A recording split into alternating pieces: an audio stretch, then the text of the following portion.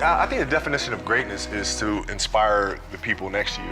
It's not something that lives and dies with one person. It's how can you inspire a person to then in turn inspire another person that then inspires another person. And that's how you create something that I think lasts forever. And I think that's our challenge as people, is to figure out how our story can impact others and motivate them in a way to create their own greatness.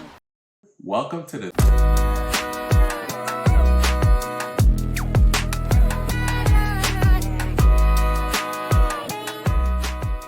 Welcome to the 3 on 3 podcast. That's right. You're tuned in to the number one basketball podcast in the universe.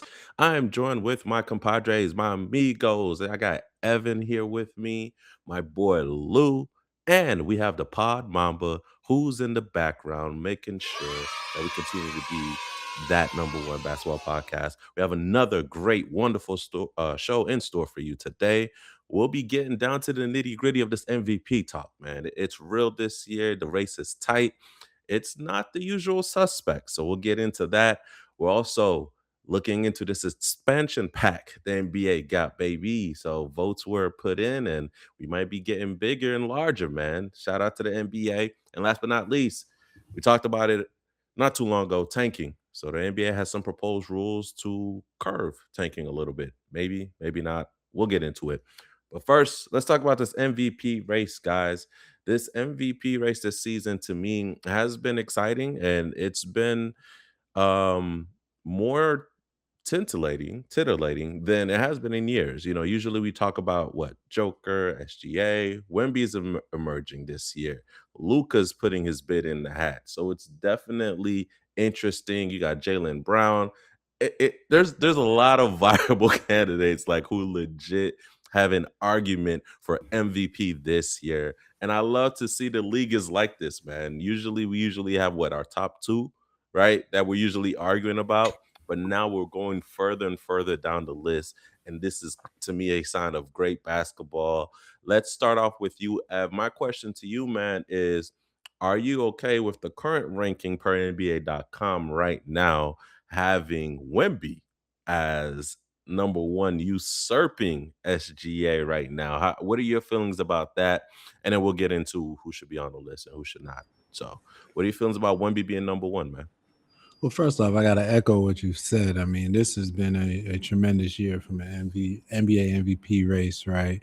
When you have a collection of guys that are playing at the level that they are, to where we're even having this discussion of a new person at the top of the list at this point in the season who wasn't even, top two at the beginning of the season, right? I mean, that's incredible to begin with, and then the historical comps to it as well. I know a lot of times we don't remember maybe who's the third and fourth or fifth on the MVP ballot, but it makes a difference when you're talking about Hall of Fame resumes and things of that nature headed down. So I just want, echoing what you said first. I mean, this has been a tremendous race.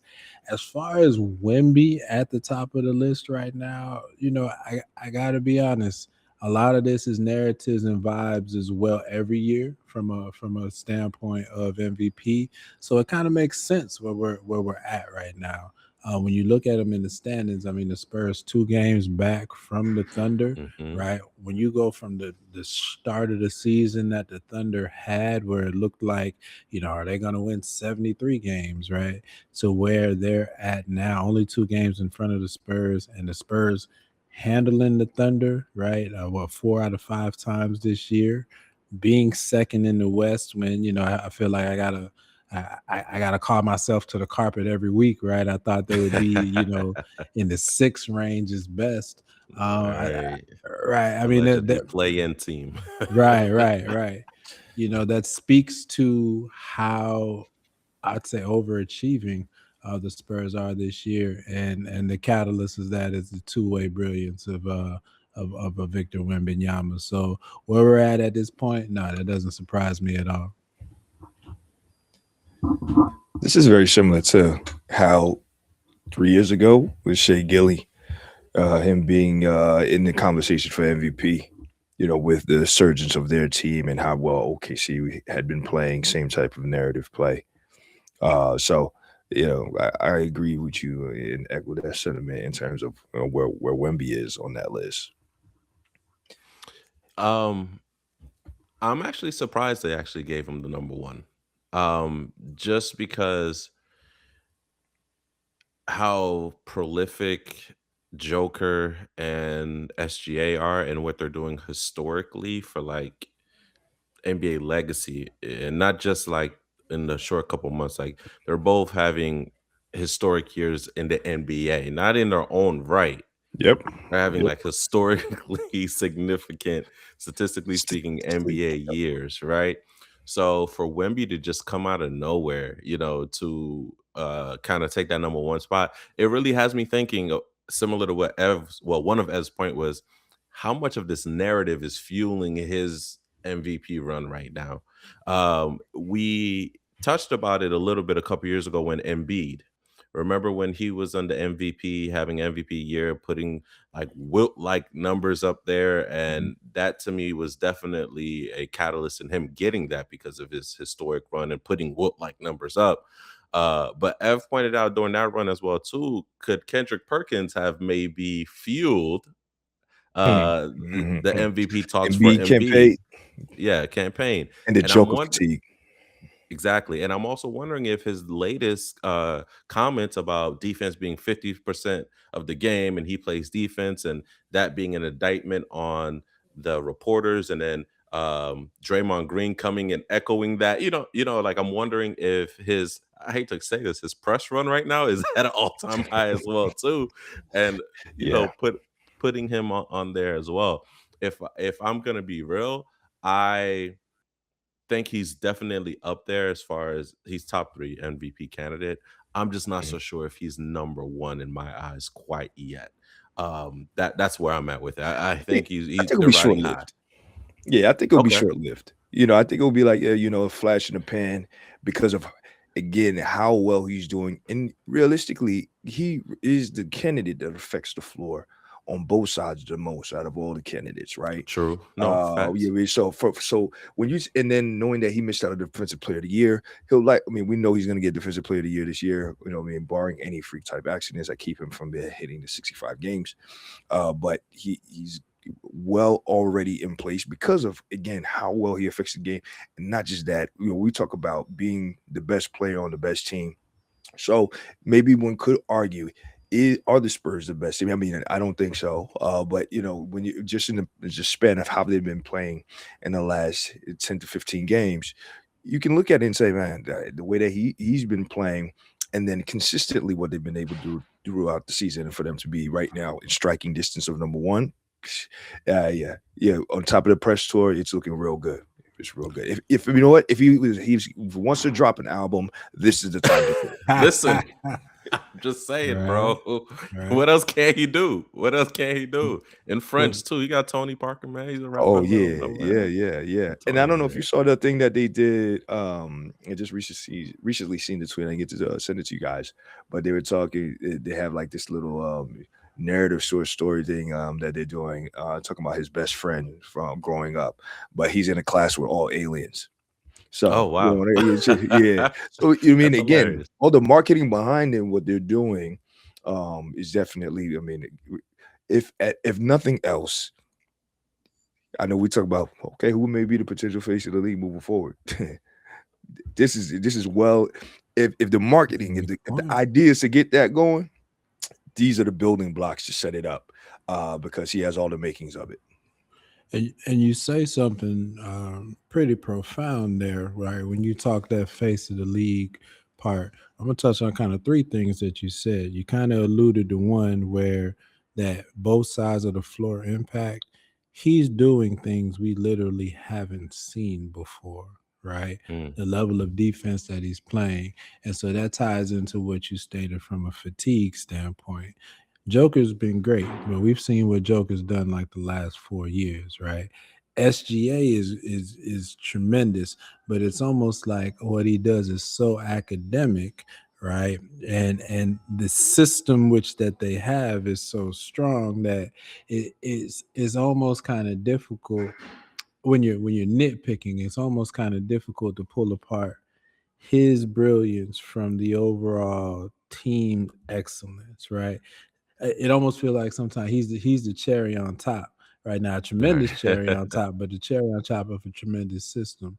When you see what Wemby is doing, right, and because again, not only have we not seen it before from somebody affecting defense in this way, we also haven't seen it before. Like literally, we have not seen this version of the Spurs this good before, right? It's all that newness that adds to, well, hey, that it almost feels more valuable because it is something that is new and not quite seen before. So I agree that it probably is short lived unless they catch OKC for number one. They Mm, OKC for number one, yeah. it might not be short lived. Yeah, we may be talking about an extended run for him being at the top of the MVP ladder if they definitely pass OKC. I will say this. I want to. I know what I posted, guys, for the next pivot, but I want to stop at the face of the league real quick. Um, this to me is not only an MVP kind of race, it's a face of the league race, if we're being honest, because we're transitioning. I feel like if we're looking at the list, we're looking at those who are passing the mantle over to this next generation. This MVP is no longer, those guys who we see as the Hall of Famers, your KDs, your LeBrons, your Stephen Currys, those guys are past their MVP. LeBron James, those are past their MVP. I think we're in prime time, echoing what I mentioned earlier in the segment. In that, look, the league is in great hands. So I think we're also having a face of the league conversation, essentially as well too. Um, Coming up, if not right now, we have to talk about it. Who's the face of the league, who's coming, and I think the MVP is going to be critical in that discussion, is what I'm saying. And when No, we start agree. to dissect who we think the face of the league is. I mean, agree. Early when Ja was the thought, it may have been he would when he was having his breakout season. He was, I mean, before being suspended, he was in the early talks of what MVP looks like based on his stats and level of play, not just of himself and also him elevating his team. Then we got to the conversations about Ant, but we just haven't seen that next step necessarily, and where we expect Ant to be elevating his team to where Wemby has already surpassed him, right? And then now, Wild. perfect example is look is it barring that injury, Katie's actually been able to accomplish what we would have expected from Ja and Ant in taking that next leap. And then we see that he's been in conversations for MVP all season. It's just unfortunate, with his collapsed lung that has knocked him out of that conversation and the surge of everybody else who's been playing at a high level. So, and then also the culture, not just that the team has, but also what the player brought to it. And we see what Wemby has done in terms of what he's brought to the culture, to the Spurs, even though they already have an established one, what he's been able to do. Even something as simple as that chant that he does, what I mean, with the drum to get the whole stadium and the fans involved. And now this is a staple thing. How many players are we seeing doing those things where they're building and establishing a culture with not just the team itself, but within the city, and them being at the epicenter of that. So that's why I was mentioning, like, yeah, right now, if there is a train to get on, the Wemby train is the one. I think it's just, again, perfect position to put him in that space. Something just came to mind. I'm having my ADD moment right now when you were talking about these teams, and something popped into my head, man. And I'm interested to see what you basketball nerds here will give examples of. But the first one that popped into my head, I can't think of a better fit of a player's character aptitude, like the way Wemby fits with the Spurs, than Isaiah Thomas with the Detroit Pistons. Right? Like I can't think of a city and player that fits as great, as Wemby does with the Spurs. Like it's a marriage made in heaven. The only player I can think like that, like I said, is Isaiah Thomas. Can you guys think of a better perfect fit before we move on to the next question for this segment? Zion in New Orleans, perfect place for Oh food. my gosh. Wow. Jeez. Wow. Lou's gonna My get bad. banned from Wow. New Orleans, man. My bad. Yo, That's not the type of yo, culture you were talking about. My fault. I mean, My whoa, bad. I gotta whoa. let that one breathe for a minute. That was cold, my brother. Whew. Christian, clip that. That's our social media clip. There it is. Ah, wow. Wow. Speaking of the Pod Mamba, I'm gonna do him this favor. First, I'm gonna answer your question. The only other one I could think of course, was Magic with the Lakers. That's a Um, good one. That's a good right. one.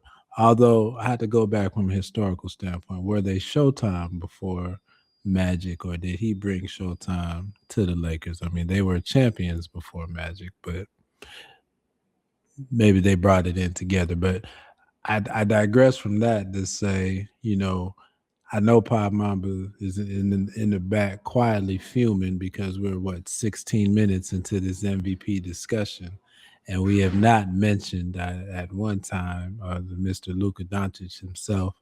Um, Luka's the MVP so candidate? Oh, that's wild. so we're doing good. That's We're doing good wild. right now. Um, That's Oh man. but I Oh, bring him up first. I bring him up in all respect to Luca, who's looked great, right? Especially the last month, 2 months. I think he just had a month where from like points, rebounds, assists, whatnot. He hit a mark that only him and Michael Jordan have ever hit for a month Mhm. before. So I give Luca props on that. But when you go back to that face of the league discussion, I think. When we look at what I'm going to call a top four, right? Wemby, Shea, Jokic, and Luca. Wemby has something that the other three don't if he continues on the trajectory that he has. Shea, as brilliant as Shea is, right? As offensively gifted as Shea is, we've seen this exact archetype before, right? He's kind of a descendant of that Kobe Jordan archetype, right? Building game. Jokic, as magnificent as he is, he doesn't have the demeanor and desire of I want to be the face, right? He Mhm. wants the ball and then go back to his horses. Luca, as tremendously gifted as he is, two, he's kind of a bigger James Harden style, right? Let me not minimize his game like that, but similarities there. And then Mhm. also the attitude, right? Although I would say he's been on good behavior, but he just got He's suspended for the suspended. next game. Right. He just got Right. suspended, man. What are you talking about? Right. So the attitude's not becoming of it. Wemby has both the something we haven't seen before from a level of defensive impact, and he has that outspoken desire to be the face, right? To be the most impactful, right? To put the most effort into it. You see him crying after regular season games, right? Almost falling out from exhaustion. So it's as much it's as much as an excitement, a visual of something you've never seen before, and that effort and energy. I honestly think we are the closest to having a new face of the league than we've been since Curry and LeBron. You mentioned Ja Lou. I think Ja was more of a hope than an actual, although yeah. definitely exciting. And like you said, we've been waiting for that next make your team excellent, right? Yep. Mhm. Yep. Right. Where Wemby's at today, and I definitely don't want to jinx it. Y'all know I got great luck with my prognostications on this show week to week. But where Wemby is right now, he's checking boxes that I don't think anybody has checked from an all around resume, right? For that face of the league that we haven't seen in some years. Yep. Yeah, I'm curious to see if I have a conspiracy side if they'll let a non-American be the face of the league. So I'm curious to see if that'll happen. I, If I had that in the back of my mind too, because even if when I the said it, I'm like, yeah. Yeah, but he's also he walks a great line. I know this discussion is going far from where it is, but this is what we do here. That's why we're the number one show. But he walks the line too. he's French, but he's not proudly put it in your face every day. I'm French, right? Like I'm So he's from not. So he's France. not Tony Parker. Yeah, yeah, yeah. Like he doesn't put it in your face every day. He says the right things. He's competitive. He's not scared. He doesn't back down. He plays the game in an ethical fashion, right? He doesn't cheat it. I remember I saw this clip of him coming into the All Star, right? And Joker was making fun of him for bringing a book. He was like, "This is my routine." Like treating it like a normal game. I'm going to ball, and he was being laughed at. So it's he has all the right, you know, characters and things. He's checking the boxes. But the conspiracy in me is like, is the NBA ready for an international face of the league? Man, they trying to expand that market, even though they got sued recently. But what I will say is this, and I don't want to harp on it much longer because I do have somebody that I think that we're not necessarily discussing that hasn't got much credit. But the thing about see, I had my ADHD moment too, man. Nah, I had to thought in my head, now it's fleeting me. But it's where the good thing about Wemby is he probably has the closest to Mamba mentality than the guys like Booker, Tatum, all guys that have been lauded to have that particular type of style because of how his work ethic is and how he cares for the craft of the game. But I will say the person who is not necessarily getting much credit, Jaylen Brown. And it's Mm, unfortunate, right? let's Because get he into has it, been Lucas. having his best statistical season ever this year while keeping Boston taking Boston on his back without Batman and with everybody calling him Robin and keeping them as a top 2 team in the conference and depending on how this stuff how the stretch ends out, maybe can they catch Detroit and then being top 14 in the league. We just got it. We have to recognize how much of an impact that he's had, even though it's been quiet, but very much so. Very much so. I think Jaylen Brown is not getting the amount of attention that he really should be getting as MVP candidate because of his consistency throughout the year. And the proof is in the pudding. Just like we've talked about Wemby, it may not necessarily be as flashy or as many highlights, but he's done all the work necessary to be able to keep them at that high level. And I agree with you. I think Jaylen Brown, I think, would be fifth on my list. I think he would be there fifth on my list, even if Cade hadn't gotten hurt. To be honest, although there's a good argument between the two of them, but it does definitely speak to how incredible the performances have been this year. That Jaylen Brown is fifth and nowhere close to being higher than fifth. At least that's my opinion on it, right? It speaks to and again, don't want to dismiss Luca between Luca Jokic, Shea and Wemby. I mean, that's just an incredible top four. We've gotten four unbelievable performances from night to night. I'll toss this out there just so we can either give Pop Mamba some solace to sleep at night or give him some more rage bait, which I like to do as well. Is it clear that Luka's fourth and Jokic is third, or should Luka be third in this and Jokic fourth, based on how the Nuggets have looked the past 2 months? Oh, if I'm honest, Luca's clearly fourth. Just because when we talk about it, he's putting up historic numbers from an NBA perspective. Like his dude's averaging a triple double right now, bro. His team's winning. Now, granted, the Lakers do have a better record. The Lakers have been on a great winning stretch. They figured out that defense actually matters. They listened to Wemby and was like, "Oh, it's 50% of the game." So they figured they figured that out. But and it's not a knock on Luca. Luca's great, but come on, Luca man. had the It- greatest month in NBA history. What are we I talking don't about want to right hear now? it. Actually, the Luka's greatest not month even. in He's NBA. not even. He's not even He's fourth to me. He's fifth. Lucas. Tim Legler said his points and assists have resulted What to has he done for the over season? half the points the Lakers What scored has a he done for game. the season? Is it better than Jaylen Brown? What? For what he's done for the Uh, season, Is it better than Jaylen Brown? Oh my God, this is '06 Kobe all over again. This is insane. Okay. You're Laker, saying he's Nash? Laker fans, I love it. Who's I love Nash? it. Who's Nash? Of Christian? Who's Nash? So, Oh man. so I'll say this: although I don't, I, I don't strongly agree. I slightly disagree with what Lou just said.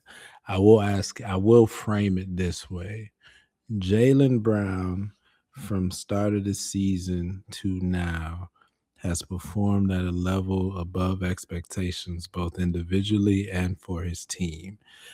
From both Luca's standpoint, and I'm gonna say from Jokic's standpoint, you can't ignore these 6 week stretches in their seasons, right? Where although yes, individually the accounting stats were there, the overall performance atmosphere and vibes around their teams was causing into question where they, as the best players on their teams, were positioning their teams for the season. Now, I give the Lakers and thus Luka tremendous credit. They've turned it around in a major way in the past month. Where from Denver's standpoint, they've been better, but not quite back to what they were at the beginning of the season, right? So I think when you're again nitpicking between who's what, those are factors that I think you can use to argue, depending on what That's what direction you you're want to argue. supposed to argue for MVP. That's what you're Mm, like. Isn't that the whole purpose? mm. What makes you the most valuable player? Just because you did it in March or February, does that make you the most valuable because you did it for that month, or because you consistently did what you needed to do to have your team perform at a high level while you performed at a high level as well? How do you affect the game? What makes you the most valuable player? And that goes down to the fundamental argument that we always, or not argument, but fundamental discussion that we have is what is the basis for what do you weigh for you to say these are the most important criteria for MVP? But consistency for me, I mean, this is what we're talking about with Wemby, Shea Gilly, and Joker. Consistency has to play a role. Facts. All right, guys, let's end it there. This was a titillating conversation, man. Let us know what you think. If you agree, disagree. Do you think Luca should be higher up above Jokic in the MVP ladder? Jalen Brown not getting enough love? A lot here. But hey, the season's not over. Season's not over. We'll see what happens. We got what, 7, 8 more games teams have left about that? Less than 10, I'm assuming. So about a full more week, one more week of the Six, season. seven, give it to us, Hans. Yeah, yeah, I was trying to avoid that, but hey, All right, y'all, let's talk about this expansion pack that we just got, baby. We got more cards in the deck, man. We out here. So, um the league has voted unanimously, if I could speak, to expand the league to go back to Seattle, and we're going to extend to Vegas. We're going to Nevada. So those two expansions have been voted. So it looks like we're getting out there. Now, those I'm going to lean on my co-hosts here to help me. Do we know how soon this will happen as far as the two teams being added? And then let's talk about how do we draft to these two teams? So how do we fill out these rosters? How does that happen? Let's get into that as well too. All right, so what I'm hearing, 28-29 season for expansion. And then on top of that, um, how they draft and how they've done it previously. Well, before I get into that, price range expected to be $7 to $10 billion per team. That money gets split amongst the existing 30 owners, so I think like ends up being like 500 million a pop. They're estimated between the owners, so good reason to vote for expansion, I guess, if you want half a billion in your pocket, easy. Light Um, work. Right, right. As far as how the teams get filled, what has happened in previous expansions is each team gets to protect, I think, 8 players, Yep. either 7 or 8 players. And then, so based on all the remaining players that are unprotected, there's an expansion draft 1 through Yep. 15 to where the two expansion teams get to fill their slots. Yep. Got I you. was about to say similar to like what they had when in Charlotte Mhm. came back around with the Bobcats. Got you. Cool. And Okay. so what's fascinating about it is you'd think it's okay, it's just going to be the scrubs at the bottom of your lineup, right? But it doesn't just work like that. When you look at it from like a contract standpoint, you may have a talented player that just makes too much money, or is in a disgruntled situation, and it's your Mm-hmm. opportunity to get off that contract. So Hmm. some of the mock expansion drafts floating around, which is crazy because we're talking 2-3 years from now. But you see, I hate to say it, but you see names like John Morant pop up on there, Hmm. and folks like projecting out to who's going to be the disgruntled, complicated players in those type of situations come that time, right? So you Hmm. usually get one of those in addition to your kind of bottom of the roster type people. Thank you for going there because when you said it, like the 8 protecting, in my head, if I'm a league exec, of course I'm going to protect, my quote unquote most talented franchise player. But this is also time for me to get rid of these horrible contracts I got in a trade, inherited, or if somebody's a quote unquote bust when it comes to these contracts. And I'm like, oh, yeah, they're on the block. They're unprotected. If you want to take True. them, go ahead and take them. You Like know, that's if Zion is definitely still in the league, I don't know what the food scene is like in Seattle, but I've the seen it on diners, drivers, and drive. This guy. Listen, Philly may Yeah. need to think about that. I'm just saying out there, man. Uh, Philly, for who Philly Embiid, needs to he needs don't to got think 3 years about in him, that. dog. He don't got 3 years in him. Them You don't think Oh, knees so? are Philly, cooked. no, nah, Them knees are Philly, cooked. nah. And B's gonna take these last. I hate to say it, but he's gonna take these last 3 years, um, get his money, and then it's probably deuces at that point. But what you're also probably looking at is it'd be interesting to see the players this summer, for example, right? So think even younger than like the Embiid range. It's the players that get contracts this summer that we know when they come out, oh, you kind of overpaid, right? Or you Mhm. way overpaid, or the team just had to pay to keep you, right? They didn't need to pay that. I, I why am I even gonna say this to myself, who's supposed to be my adopted team? But Cool. pay attention, pay Way pay back. attention to what Trey Young gets signed for this summer. I was just Okay, about to say, and I right, was hey, I was about to say, don't even go too far. Oh, you stay with right. your team. Oh, listen, pay Big attention to Purr. what, yeah, Big Purr made up very much in a different situation. pay attention to what that extension looks like this summer. You understand? It look I be mean, you're not wrong. So players like that potentially, in addition to, whoever, some of your bottom of the bench players. so. Okay. I wanted to, Hans, if you would, like, No, go I ahead. wanted to ask this question, y'all, as I'm thinking about it in terms of like motivation for these two. Like for me, Vegas is a clear motivation because of the rise of sports gambling, right? So, and then we see not only have the with football, also with the WNBA, right? So without question, market easily tap into. I get that.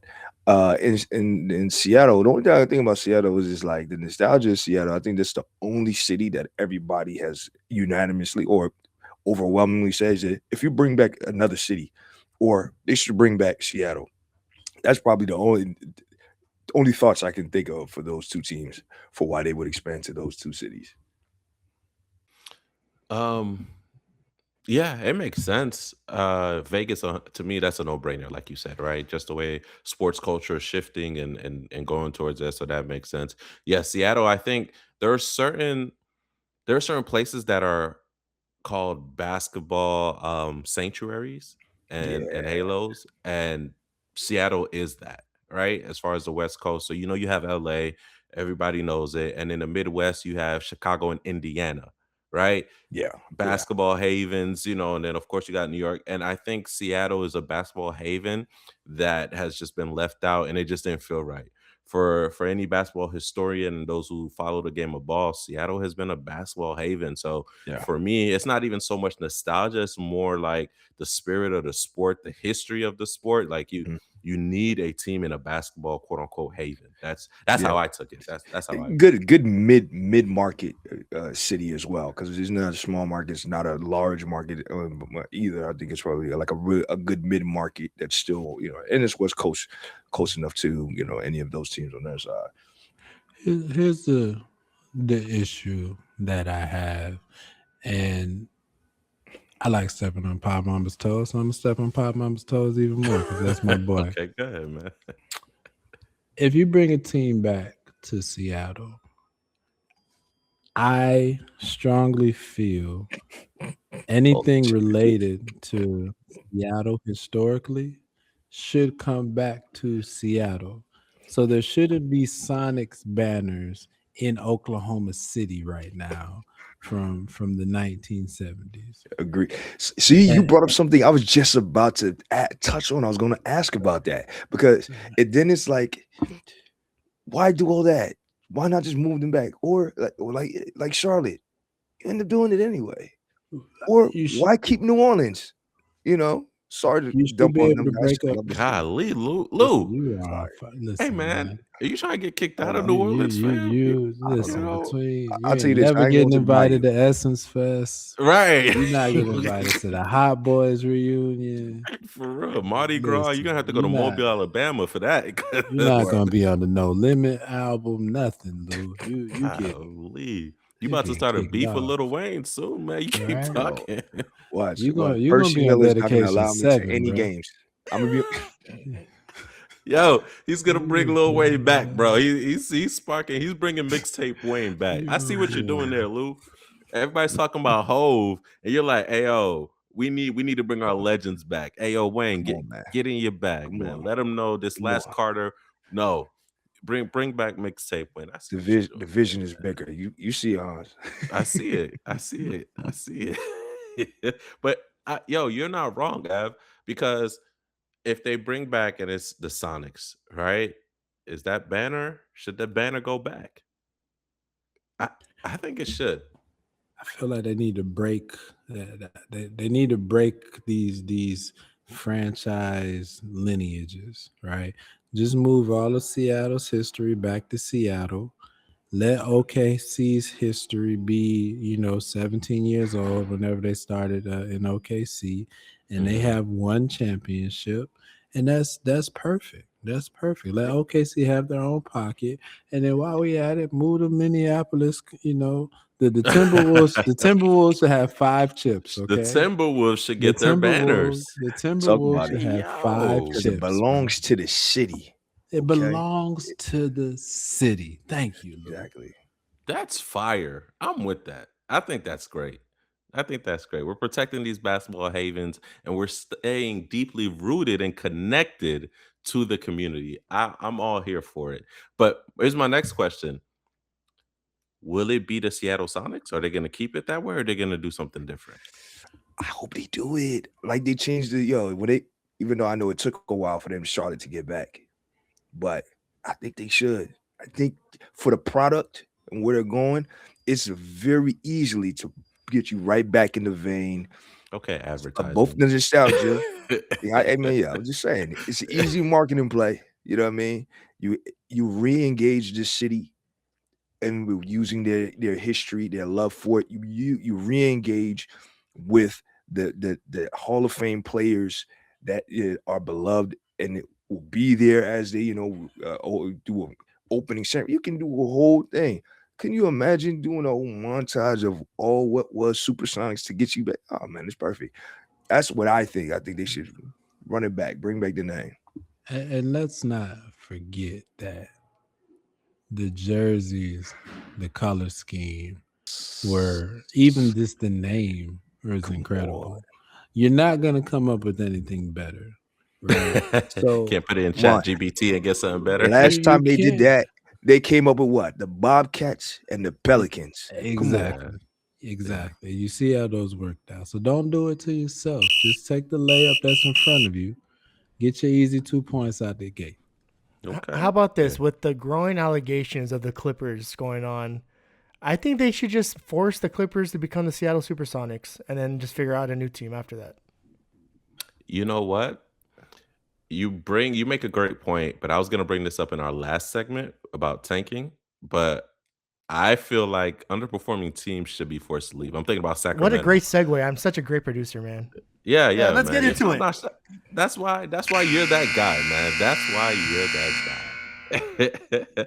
Let's get into it, man. So to stop tanking, the NBA has these three rules that they propose. I'll read out the rules real quick, and then we'll get into what the Power Mamba so wonderfully just set us up with, man.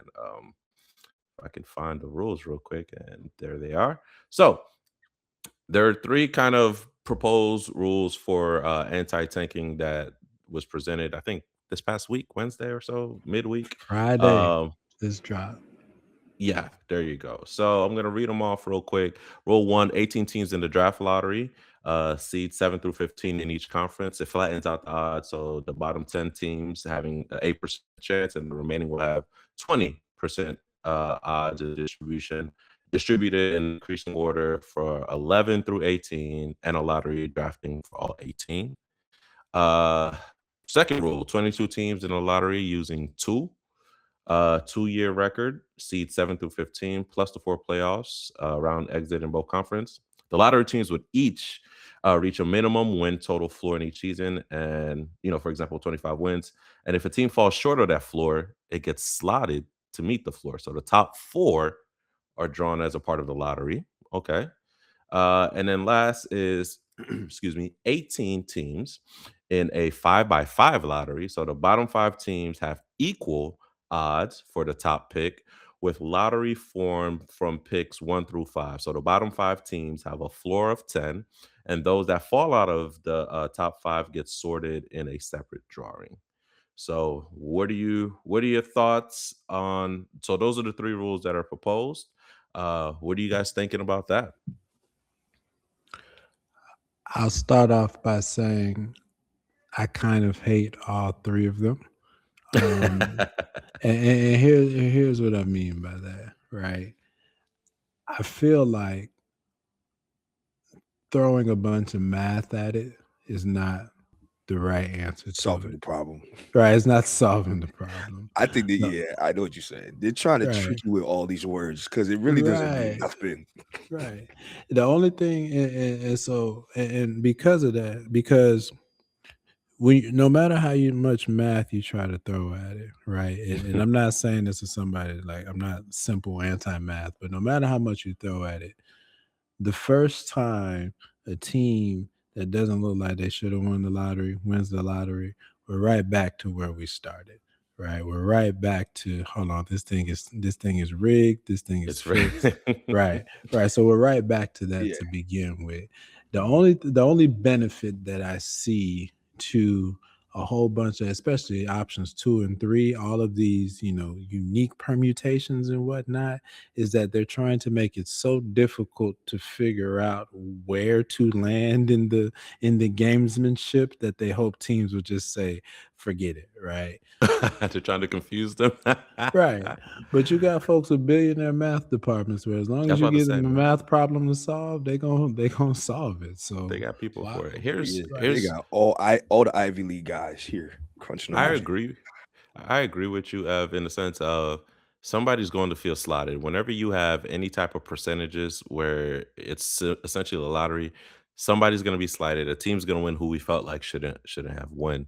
So for me, I would love to see a more standardized way, and basically if you're last you're automatically this top, but then if once you get that top pick you can't get it for x amount of time, or there's something that happens after you get a pick that deters you Yeah, from tanking again. I think repeating the that should, process. Yeah, yeah, that should be the best approach to it, so that way, because I believe that you can't get rid of tanking. That's my belief. Like I feel like it's going to be here in some degree, way, or shape, or form in our game, but I would love to see something that basically deters teams from doing it multiple years in a row.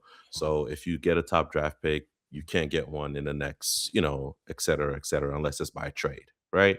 That's to me a much better solution than, like you said, this whole jujitsu that they're trying to to make It's the happen right now. it's the gif from my man from Hangover. Oh While yeah, he's yeah. doing All the all the math, calculations. all the calculations, right? And as somebody who is you probably you know our resident soccer fan, but I think because I think well, here's two things I'll say because I agree with y'all. Same, I don't particularly care for the rules. It's a lot of yapping to, but nothing that's really is going to give us what people in essence the desired outcome, right? Is to try to keep people from tanking. What I would say is now that we have these expansion teams, for those teams that are the bottom tier teams, you don't get 8 protected picks, Mm, right? So for at least the next 3 years, teams are going to try to make sure, man, how do I at least try to protect whatever good assets I have, right? Like true incentives.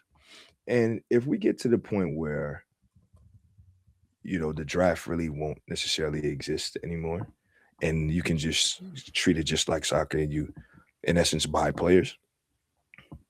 Um, and now that the teams are starting to um I know we're expanding to more teams.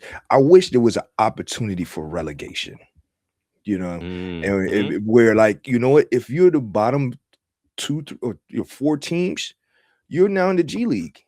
Okay, you play, and what? We'll take the chances. We'll take the top two teams from the G League, or let's say it's 2-2. Take the top two teams from the G League and have them, move up to be in the NBA. Because in essence, that's the same type of output you're gonna get. A team winning 17 games in the season, a G League team probably could squeak 15.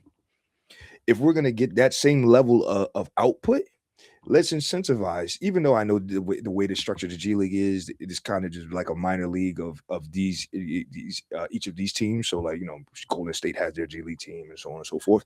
But if there was an opportunity for a system like that to be in place, where yeah, it's forcing you to say, let's be more strategic about winning. Let's not just be okay with, well, you know what, guys, we'll end up with a top pick and we'll try again next year, with whoever we have, or use them to try to, trade for a bunch of other picks or players. I th- Go ahead. No, I was gonna say, what would be funny? I don't think relegation to the G League will work just because of the money involved. Although I mean, it work. It happens in soccer. I do like the idea. I kind of love the idea. I just know these owners aren't going to give up Logistics. money. But So what would be funny? Keep the teams, but your roster, send them to a Euro League. If you're in the bottom four and you got to swap out with a Euro League team, so it's still the Wizards, but the Euro League roster has to come over and be the Wizards for the year because we sent the Wizard roster to Europe because y'all bottom four. yeah, trash. Go Right. play Oh overseas. Y'all man. got to go play overseas, and you can't come Um, back until you top two. get out of here. I'm for regulation. I hate to use this brand on our show because they ain't paying us, but I think they should do the Chick-fil-A regulation. So what Chick-fil-A does is, for those who don't know, there's a franchise. It's a franchise, and if you're underperforming, the company comes in and steps in and basically helps run your business. So I'll take over. yeah, it's regulation. Like if there's I won't go into the specifics of it, but if your store is slated by the metrics that have been provided to make this much in sales and things of that nature, you're supposed to hit that. And if you don't hit that mark, the company says, "Oh, okay, we got you. We'll come in. We'll get you an order, right? Mhm. And we'll get you in there." Brand So I protection. think that the NBA should do that. So if you have teams that are not performing and it's over a couple amount of seasons, I think the league should step in and pay should be docked for the top executives, for the governors, right? Because And that's the what owner. happens. And the Yeah, owner. I and the think there should owner. be a Yeah. penalty like, yo, owner, Yes. hey We're there, not paying you.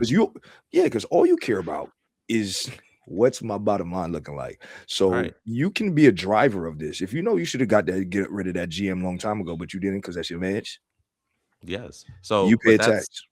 but that preserves brand consistency, quality, and loyalty. That's to me, do it the Chick-fil-A way, man. Step in, regulate them.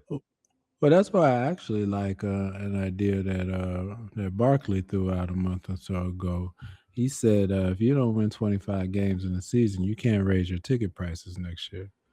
You got to Listen, keep them flat. Keep Ooh, them flat until you ooh. win 25. And then I heard somebody else Love that. Love tack that. on to that and say, if you don't win 20, for every game under 20, you got to lower your prices by X%.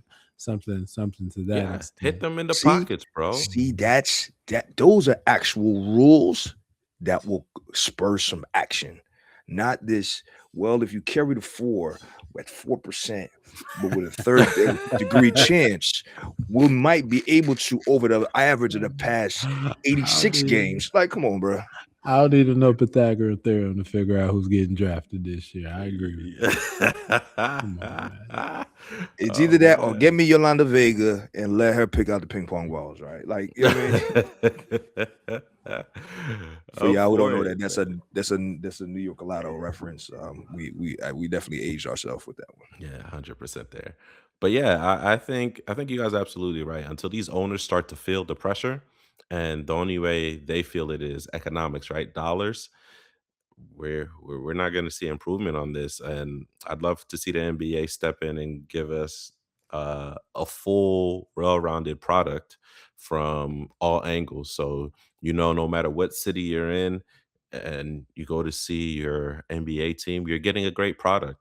And unfortunately, that's just not the case for some of these teams. You're not getting a great product, and people are just here to see the other side of the team. They're not here to see their home side team. So I would love that, man. So we're in favor of regulation here, okay? Here on Of the regulating and relegating. Both of them, because leave my boy alone, man. Leave my boy there you alone. go. Listen. All right.